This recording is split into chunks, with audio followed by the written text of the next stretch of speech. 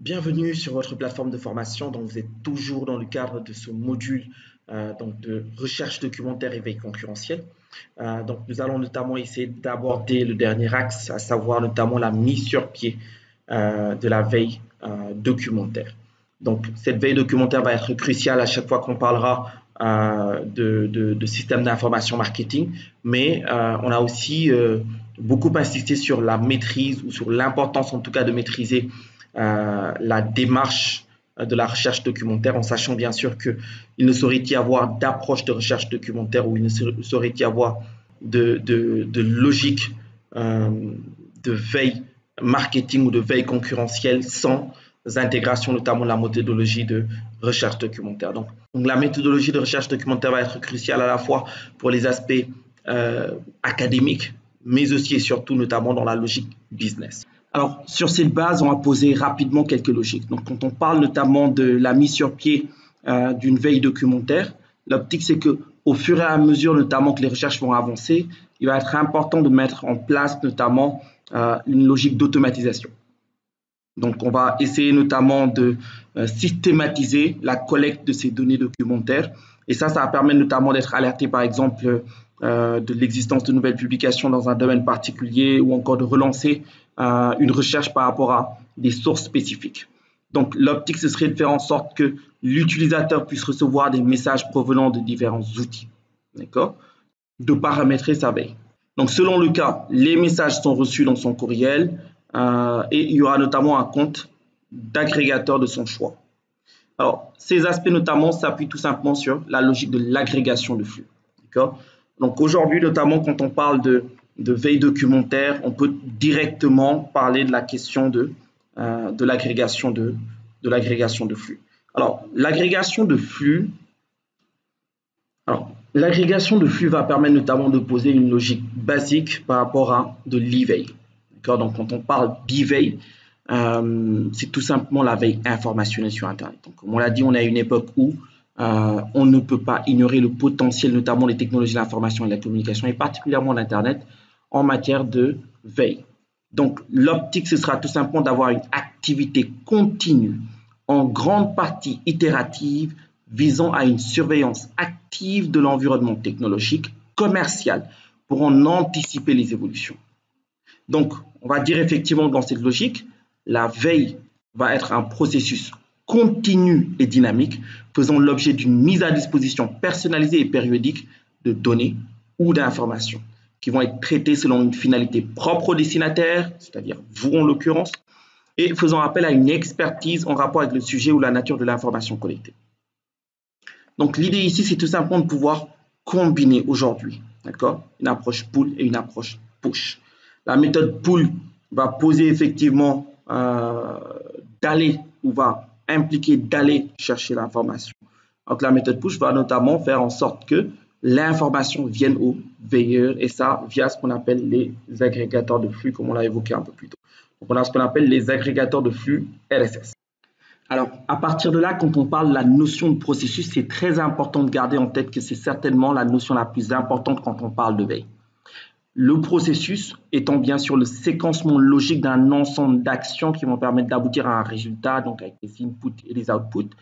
L'idée est de pouvoir structurer l'ensemble de la démarche de veille documentaire ou encore de veille concurrentielle ou de veille marketing, quel que soit le type de veille, en subdivisant ou en listant ou en présentant en tout cas l'ensemble des actions et en posant la logique ou le séquencement logique ou la suite logique de ces actions. Gardons bien sûr en tête que le processus est tout simplement le fait de pouvoir dire qui fait quoi, comment ou avec quoi. Donc on peut notamment utiliser les logigrammes pour pouvoir les représenter. Mais les logigrammes ne sont là que pour faciliter la lecture et garantir bien sûr que le processus puisse se dérouler convenablement. Donc la veille, quand on la définit comme étant un ensemble de processus, l'idée c'est de vraiment poser le travail sur la partie processus. Donc c'est un ensemble de processus de collecte, de traitement et d'analyse de données en vue de construire de l'information stratégique qui ensuite va être partagée et va permettre notamment d'éclairer la prise de décision au niveau de l'organisation. Donc, si on parle de veille documentaire, ça va être aussi la même logique. Il faudra qu'on puisse poser des processus de collecte, des processus de traitement, des processus d'analyse d'un ensemble de documents en partant bien sûr de la méthodologie documentaire qui a été évoquée, en essayant de l'automatiser au travers de ces processus qui ont été évoqués et ensuite de pouvoir construire de l'information stratégique qui va ensuite éclairer la prise de décision. Donc il s'agit notamment de la logique concurrentielle donc par rapport à la veille concurrentielle ou encore de façon beaucoup plus générale des différentes composantes de la veille marketing. Alors c'est dans ce sens notamment que des outils comme les agrégateurs de flux vont être intéressants. D'accord, donc comme on l'a évoqué, il y en a plusieurs, mais tous ces agrégateurs de flux s'appuient sur une technologie spécifique qu'on appelle notamment le RSS. Donc le RSS, c'est tout simplement une famille de formats XML qui va permettre de faire de la syndication de contenu. Et donc, cette logique va permettre d'agréger automatiquement du contenu et de le centraliser au niveau d'un tableau de bord. Donc, à l'opposé notamment de méthodes ou d'outils traditionnels comme Google Alert qui vont envoyer des emails, aujourd'hui, l'essentiel des agrégateurs de flux vont vous donner un tableau de bord avec lequel vous allez avoir la possibilité de gérer vos flux d'informations. Il est ainsi possible notamment d'agréger différents types de contenus, articles publiés notamment sur un site d'information ou d'actualité, des pages d'un blog, communiqués de presse, publications d'un éditeur, etc. Ce qui bien sûr pose plusieurs avantages. Donc on peut notamment s'abonner anonymement, ce qui peut être très intéressant sur les questions de veille concurrentielle.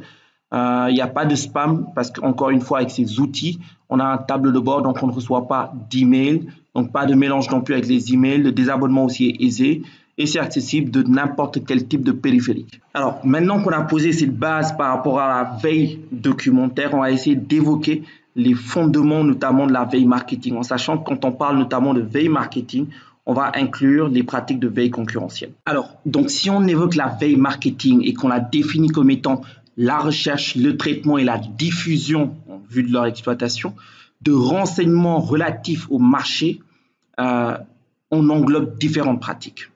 Parce que justement, les marchés de l'entreprise vont demander une veille commerciale, une veille concurrentielle et une veille technologique à minima. Alors, je dis à minima parce que notamment, il pourrait être envisagé d'y intégrer et notamment de poser des approches de veille sociale, sociétale, de veille média, etc. Donc, si on appréhende la veille marketing comme impliquant de mettre en œuvre une veille commerciale, une veille concurrentielle, une veille technologique, on va commencer par la veille commerciale. Alors, la veille commerciale, qui est une partie intégrante de la veille marketing, va viser le marché. L'optique, ça va être notamment de structurer des processus de collecte pour pouvoir obtenir de l'information sur les besoins des clients, l'actualité des clients, les appels d'offres publics et privés, la santé financière des clients, l'actualité des fournisseurs, les nouveaux produits des fournisseurs, la santé financière des fournisseurs. Et pour obtenir ces informations, on peut utiliser un ensemble de méthodos. Donc, à la fois, bien sûr, la méthodologie de recherche documentaire, mais aussi des méthodes de recherche quantitatives et qualitatives. Donc, le comment, ça peut s'appuyer sur des rapports de visite clients, des rapports de visite fournisseurs, des contacts personnels, des achats de produits, Internet, les revues, les magazines. Donc, comme vous le sentez, effectivement, il y a une combinaison de sources qui peuvent se mettre en œuvre, à la fois les sources primaires et les sources secondaires. Alors, pourquoi ? Pour pouvoir orienter le message commercial, pour pouvoir identifier de nouveaux marchés, identifier de nouveaux prospects et surveiller son image. Donc, le travail ici, ça va être notamment de mettre en place une approche de knowledge management aussi pour que toutes ces données qui sont collectées puissent être exploitées, de mise sous surveillance notamment des sites web des clients et ou des fournisseurs, de mise sous surveillance de la presse professionnelle et bien sûr d'acheter des produits ou des échantillons notamment pour avoir un œil sur les produits de la concurrence. Ensuite, si on parle de la veille concurrentielle, la veille concurrentielle va être focus sur les concurrents, mais surtout, il va travailler sur leur stratégie, leur politique tarifaire, les nouveaux produits ou services, les résultats financiers, les recrutements, les clients et nouveaux contrats, les communiqués ou articles de presse, les accords, partenariats et rachats posés. Et comment ? En surveillant Internet, les sites web, les rapports d'activité, les bilans d'entreprise, la documentation commerciale, l'achat de produits et bien sûr les revues et magazines. La finalité étant de pouvoir bien sûr identifier les concurrents les plus menaçants, d'identifier l'apparition de nouveaux concurrents, d'ajuster son argumentation commerciale et de mettre en place des stratégies commerciales plus efficaces. Donc, il faudra donc une assistance à la mise en place d'un système de veille automatisé. Donc, ça, c'est une attente légitime. Mettre sous surveillance les sites web des concurrents, la presse professionnelle, des organisations professionnelles et bien sûr poser une collecte d'informations sur des rapports de synthèse. Et enfin, pour la veille technologique, elle va concerner l'environnement technologique. On va donc surveiller les dépôts de brevets, l'évolution des normes, l'évolution des technologies, les procédés de fabrication, la recherche fondamentale. En quoi faisant?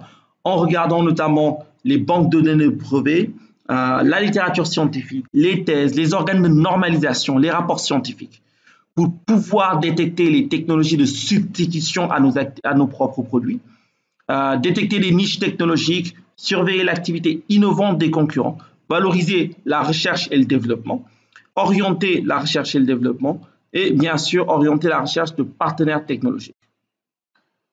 En somme, la veille, c'est une logique de surveillance en vue d'exploiter. Donc, il va falloir rechercher, collecter, diffuser, donc mémoriser, traiter, analyser, valider et utiliser. En somme, on retiendra effectivement que la recherche documentaire et la veille documentaire sont des impératifs, notamment dans la démarche marketing moderne.